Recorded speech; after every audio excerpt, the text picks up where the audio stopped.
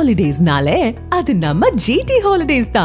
South India's #1 travel brand. தெரிக்கவிடும் காரம் நிறம் சுவையை தருகிறது. ஆச்சி மிளகாய் தூள் தெரிக்கவிடும் காரம் நிறம் சுவை. அழகு தரும் மூலிகைகள், ஆரோக்கியம் தரும் மருத்துவர்கள். டாக்டர் ஸ்ரீவர்மாஸ். இந்த அசைவ பால்ன்றது கொடூரமானது. ஒரு உயிரினம் இயற்கையிலே ஒன்று சாப்பிட்டு, இப்போ யானையை கறி சாப்பிட வச்சா இப்படி எவ்வளோ பெரிய கொடூரம். பன்னி ரத்தம், நாய், செத்த நாய் போனது அதெல்லாம் அதோட மீட் இருக்குல்ல, அதெல்லாம் அரைச்சி அதோடைய தன்மையை மாற்றி ஜெனட்டிக்கலாக அதை சில கெமிக்கல்ஸை ஊற்றி அதை ஸ்மெல் அடிக்க விடாமல் இதெல்லாம் மாற்றி அதை அப்படியே கொண்டு தீவனம் மாதிரி போட்டு மாட்டுக்கு பழக்கிறது. பால் சீப்பாக கிடைக்குது, கெட்டு போகல அப்படின்னா நம்ம மக்களும் ஹியூமன் கேட்டல்ஸ் இந்த பாலை வாங்க ஆரம்பிச்சுப்பான். அந்த ஜென்ரேஷனே நாசம், அந்த குடும்பமே நாசம்.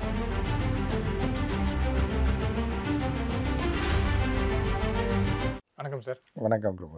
இந்தியா அமெரிக்கா வர்த்தக ஒப்பந்தம் இன்னும் சைன் ஆகலை. அதே மாதிரி அமெரிக்கா இந்த மற்ற நாடுகளுக்கெல்லாம் அந்த வரி விதிப்பு அந்த உயர்வை அறிவிச்சிருக்காங்க. அதை இப்போ ட்ரம்ப் எக்ஸ்டெண்ட் பண்ணியிருக்காரு, 1ஆம் தேதி வரைக்கும் எக்ஸ்டெண்ட் பண்ணியிருக்காரு.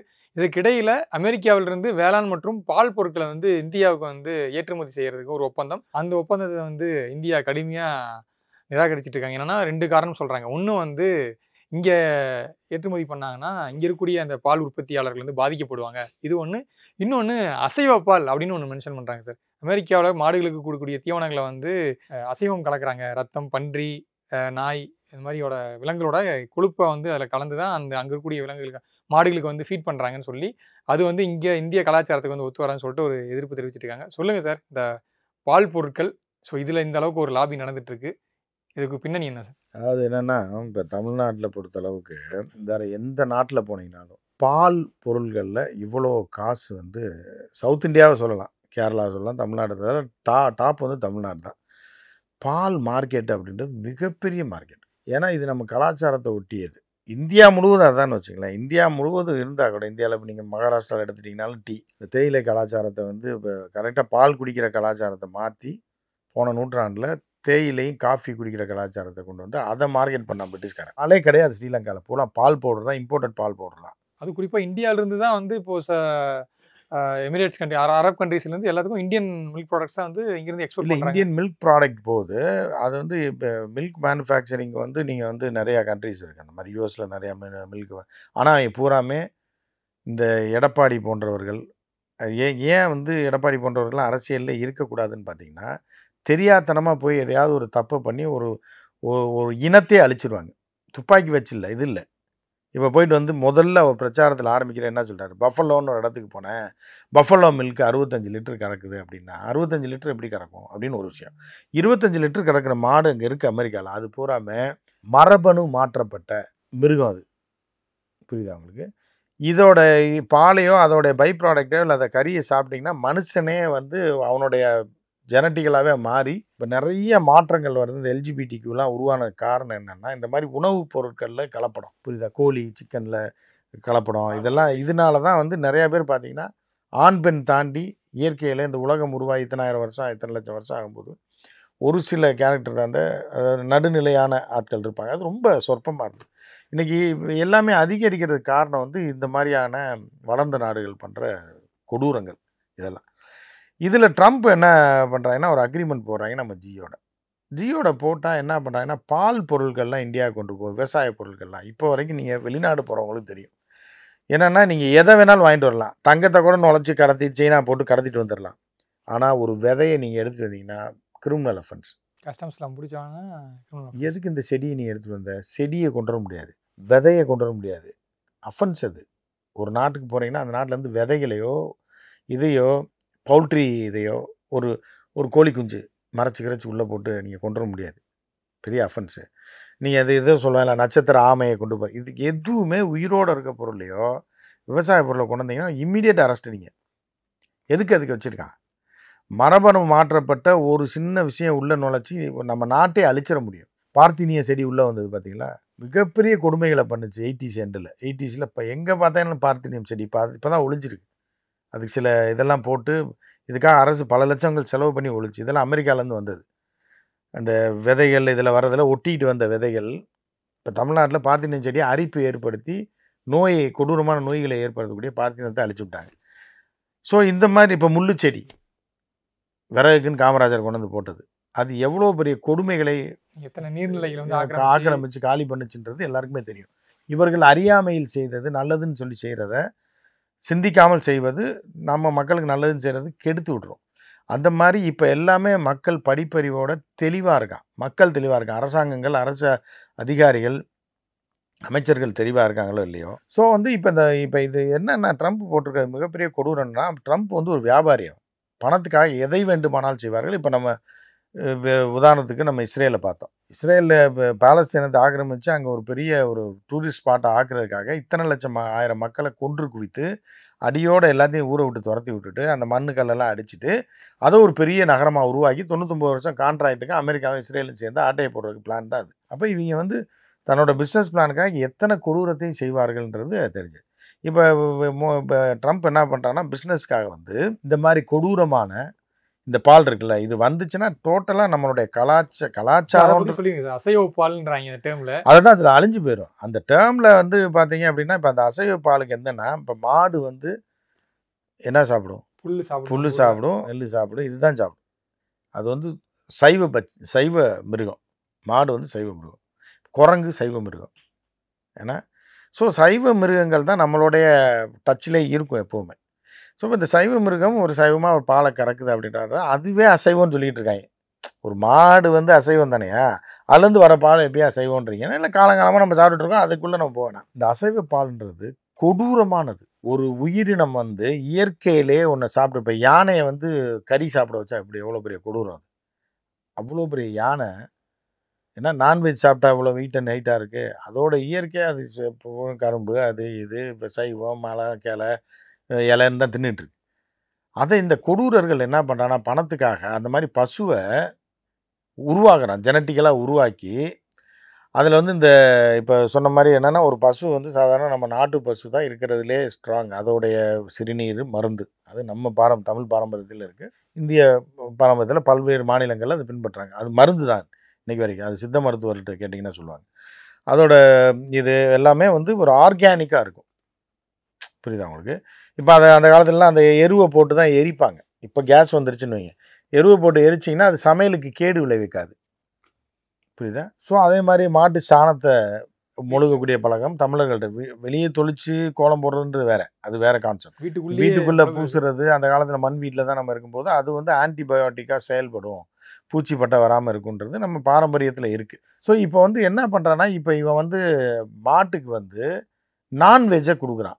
அப்போ இயற்கையிலே வந்து என்ன ஒரு ஒரு சைவ பட்சி, சைவத்தை மட்டுமே சாப்பிடக்கூடிய ஒரு மிருகமோ ஒரு பறவையோ ஏதோ இருக்குன்னா அது நான்வெஜ்ஜை தொடாது.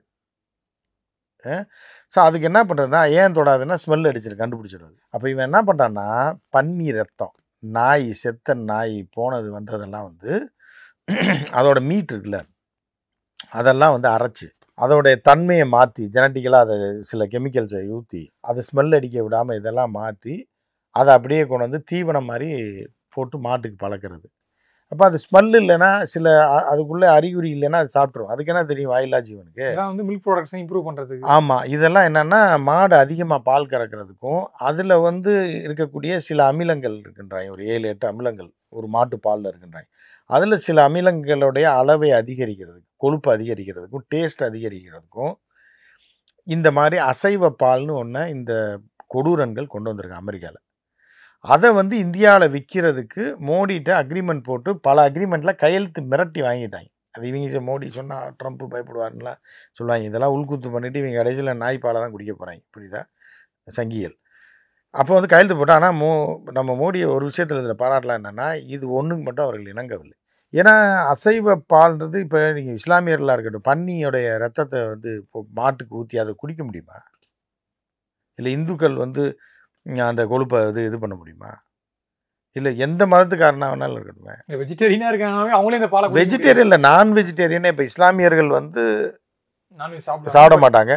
நம்ம ஆனால் நாய்க்கறி நம்ம சாப்பிடுவோமா? நாய் நம்ம நினச்சி பார்ப்போம், அதெல்லாம் எவ்வளோ கொடூரமாக இருக்குது. இதை கொண்டு இதோட ரத்தத்தை கொண்டு வந்து மாட்டுக்கு ஊற்றி அதோட பால் வருதுன்னா எவன் சாப்பிடுவான்? இதை நம்மகிட்ட மார்க்கெட், ஏன்னா இந்த நான் ஏற்கனவே சொன்ன டீ மார்க்கெட் இங்கே பிடிச்சது 1900 பிகினிங்லன்னு. ஸோ இப்போ வந்து என்னென்னா, இந்த சவுத் ஈஸ்ட் ஏஷியாவில் நீங்கள் எங்கே போனீங்கனாலும் டீ குடிக்க நாயா அலையணும். நீங்கள் தாய்லாந்து போனீங்கனாலும், கம்போடியா போனீங்கனாலும், வியட்நாம் போனீங்கனாலும் டீ கிடைக்காதுங்க. நம்ம ஊர் டீ கிடைக்காது. நம்ம ஒரு கிளாஸில் அப்படி குடித்தோம்னா ஒரு சுறுசுறுப்பு பழகிட்டோம். அங்கே போனீங்கன்னா ஒன்று தாய்லாண்டில் போனீங்கன்னா 100 ரூபா வாங்கிட்டு இவ்வளோ பெரிய இதில் காஃபி கொடுப்பான், 5 பேர் குடிக்கிற மாதிரி. இதை நம்ம குடிக்கவே முடியாது. அது டேஸ்ட்டே வேறு மாதிரி இருக்கும். ஏன்னா பூரா பால் பவுடர். வியட்நாமில் ஆமாம் கொடுப்பாங்க. அது போக இன்னொன்று என்ன பண்ணுவாங்கன்னா 3 in 1 தான் அங்கே ஃபுல்லாகவே. இங்கே தாய்லாந்து, கம்போடியா, வியட்நாமு, பிலிப்பைன்ஸு, இங்கே இதில் இந்தோனேஷியா எல்லா இடத்துலையும் 3 in 1 ஒரு பாக்கெட் விற்பான். நீங்கள் ஸ்டார் ஹோட்டலில் போனோன்னே வச்சுருப்பான். எப்படின்னா காஃபினா காஃபி, சுகர் ப்ளஸ் பால் பவுடர் 3 ஒரு பாக்கெட்டில் இருக்கும். உடச்சி சுடுதண்ணி வச்சு ஜக்கு வச்சுருப்பான். அந்த இது கெட்டில் சுடுதண்ணி வச்சு ஊற்றி குடிச்சிக்க வேண்டியதான். இதுதான் அங்கே காஃபி டீ. ஏன்னா காஃபி டீயை அங்கே குடிக்கவே மாட்டாங்க. 70% பேர் குடிக்க மாட்டான். 70% பேர். இப்போ நம்ம இதில் 70% பேர் காஃபி டீ இல்லாமல் உயிர் வாழவே முடியாது அப்படின்ற நிலைமைக்கு நம்ம இருக்கோம். அப்போ இந்த பாப்புலேஷனும் ஜாஸ்தி. நம்ம இதில் அவங்க பாப்புலேஷன் கம்மி. நம்ம இதில் பாப்புலேஷன் ஜாஸ்தி, மார்க்கெட் ஜாஸ்தி, மல்டி க்ரோர் மார்க்கெட். அதான் வந்து ஆயிரக்கணக்கான கோடியை வந்து இந்த பால் தொடர்பான இந்த டீ கடையில் மட்டும் புழங்குது. எத்தனை லட்சம் லிட்டர் பால் வந்து ஆவின்லேருந்து வெளியில் வருது. அதில் வந்து இல்லை பை ப்ராடக்ட் இல்லை, அதை 3 மடங்கு தண்ணி கலக்கிறான், 4 மடங்கு தண்ணி டீயில் 3 மடங்கு தண்ணி கலச்சி டீயில் ஊற்றுறான். அது 6 மடங்கு ஆகுது. அப்போ 6 மடங்கு அது பணம் ரொட்டேஷன் ஆகுது. எத்தனை லட்சம் கோடி டர்ன் ஓவர் ஆகுதுன்னு நீங்கள் சொல்கிறது ஒரு பாலை தாண்டி இந்த பை ப்ராடக்ட்ஸ், பால் பவுடர் இல்லை, பால் பவுடர் நம்ம பெருசாக தயாரிக்கிறது இல்லை. பால் பவுடர் வந்து இதுலேருந்து வருது, சுவிஸ்லேருந்து வரும், வேறு சில நாட்டிலேருந்து வருது. அதுதான் சீப். அது ஏன்னா அவங்க பாலை கடலில் கொட்டுற அளவுக்கான பால் ப்ரொடக்ஷன்லாம் சில கண்ட்ரீஸ்லாம் இருக்கான். ஸோ இப்போ நம்ம இது வந்து என்னென்னா நெய். அவங்க மாட்டிலெல்லாம் நெய்யே வராது, புரியுது? அவங்ககிட்ட பாலே கிடையாது. பாலை அப்படியே பால் பவுடராக மாற்றி உலக நாடுகள்லாம் சீல் பண்ணி விற்றுருவான் கெமிக்கலை போட்டு. ஸ்ரீலங்காவிலேருந்து எல்லா இடத்துலையும் அந்த பால் பவுடர் தான், ஏஷியாவில் எங்கே போனீங்கன்னா. அப்போ இந்தியன் மார்க்கெட்டை பிடிக்கிறதுக்காக என்ன பண்ணுறான்னா, அப்போ வந்து என்ன பண்ணணுன்னா, அதிக பால் கிடக்குதுன்னா இந்த லூசு பசங்க வந்து இந்த இப்போ உதாரணத்துக்கு எடப்பாடியே எடுத்துங்களேன். ஒரு முதலமைச்சராக இருந்த ஆள் அதிக பால் தர்ற மாடை கொண்டு வந்து நான் இங்கே ஈரோட்டில் வந்து, ஏன்னா அறியாமை. ஆனால் அவரோட அறியாமையில் பல பேர் செத்து போயிடுவாங்க குடிச்சு. இவங்க அவனுக்கு தான் ஓட்டு போடுவாங்க. விவசாயிகள் என்னென்னப்பா, இந்த மாட்டுக்கு வந்து இப்போ 1 கட்டு புல்லை போட்டோம்னா 1.5 லிட்டர் தான் கறக்குது, இதுக்கு ஒரு 2 கட்டு புல்லை போட்டோம்னா 10-20 லிட்டர் கறக்குன்னா எதை வாங்குவான்? அதை தான் வாங்குவான். அப்போ பால் 2 சீப்பாக கிடைக்குது, கெட்டு போகல அப்படின்னா நம்ம மக்களும் ஹியூமன் கேட்டல்ஸ் இந்த பாலை வாங்க ஆரம்பிச்சுவான்.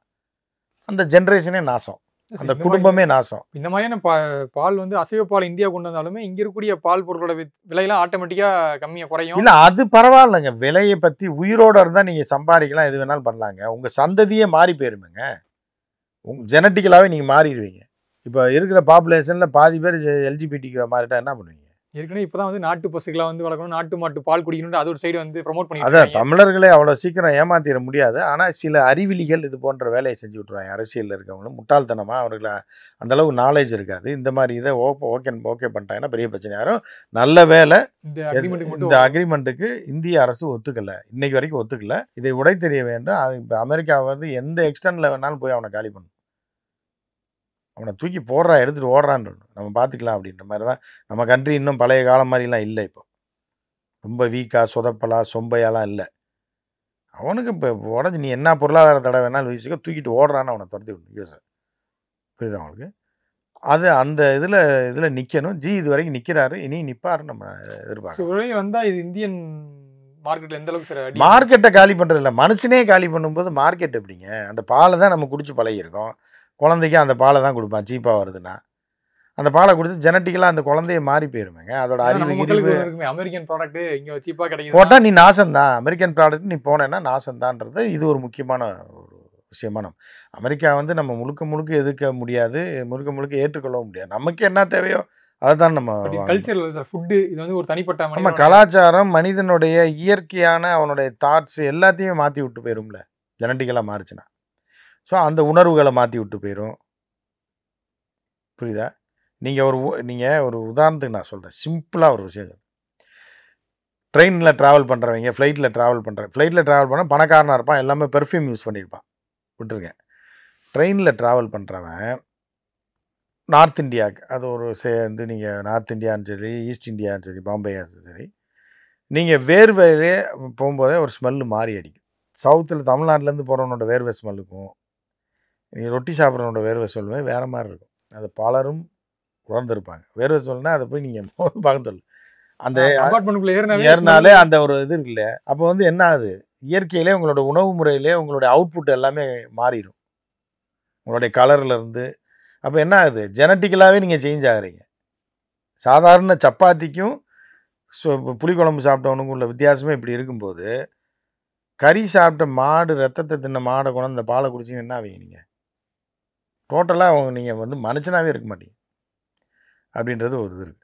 ஸோ அப்படி இருக்கும்போது இதெல்லாம் வந்து கொண்டு வர்றது, இந்த மாதிரியான இது எந்த மதத்துக்காரனும் அதை ஒத்துக்க மாட்டான். நீங்கள் இஸ்லாமியர்களும் ஒத்துக்க மாட்டாங்க. நான்வெஜ் சாப்பிட்றோம், அதுக்காக பன்னி ரத்தத்தை வந்து காய வச்சு அதை கொண்டு போய் மாட்டு கொடுத்து அந்த பால் நாங்கள் ஏன்டா குடிக்கணுன்ற மாதிரி. சரியா? ஸோ இதெல்லாம் வந்து தடை செய்யப்பட வேண்டும். இதுவரைக்கும் கரெக்டாக இருக்காரு, இன்னும் கரெக்டாக இருப்பாருன்னு நம்ம நம்புகிறோம். கண்டிப்பாக சார். சென்ட்ரல் கவர்மெண்ட் தொடர்ச்சியாக வந்து எதிர்ப்பு தெரிவிச்சிட்டு இருக்காங்க. எது தெரிவிச்சு தான் இருக்குது, கடைசி வரைக்கும் கடைபிடிக்கும்னு நம்புகிறோம். கண்டிப்பாக சார். நேரம் ஒதுக்கி இது குறித்து பல தகவல் பண்ணிட்டீங்க. நேரத்துக்கு நன்றி சார். நன்றி. Holidays-nale, அது நம்ம GT Holidays தான். South India's #1 travel brand. தெறிக்கவிடும் காரம் நிறம் சுவையை தருகிறது. ஆச்சி மிளகாய் தூள் தெறிக்க விடும் காரம் நிறம் சுவை. அழகு தரும் மூலிகைகள், ஆரோக்கியம் தரும் மருத்துவர்கள். டாக்டர் ஸ்ரீவர்மாஸ்.